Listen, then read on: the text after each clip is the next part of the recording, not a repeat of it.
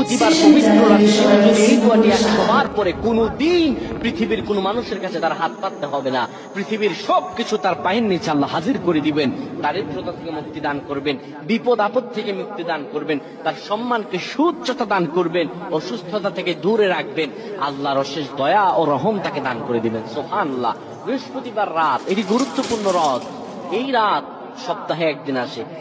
আরবিতে রাত আগে আসে, দিন পরে আসে। সুতরাং বৃহস্পতিবারের যে দিন গিয়ে রাত, এটি বৃহস্পতিবার রাত নয়, এটি শুক্রবারের রাত, এটি জুমাবারের রাত, এটি দোয়া কবুলের রাত, আল্লাহর কাছাকাছি হওয়ার রাত। সুবহানাল্লাহ।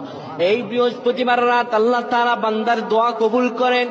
কেউ যদি বৃহস্পতিবার রাতে ঈশা নামাজের পরে পবিত্র হয়ে ইয়া হাইয়ু ইয়া হাইয়ু ইয়া হাইয়ু ইয়া রাফিয়ু ইয়া রাফিয়ু ইয়া রাফিয়ু এই দোয়াগুলো পড়তে পারে 100 বার, আল্লাহ রব্বুল আলামিন তার মর্যাদা বৃদ্ধি করে দিবেন, তার জীবনটাকে আমার আল্লাহ সুন্দরভাবে সাজিয়ে দিবেন, বিপদ আপদ বালা মুসিবত গুলো আমার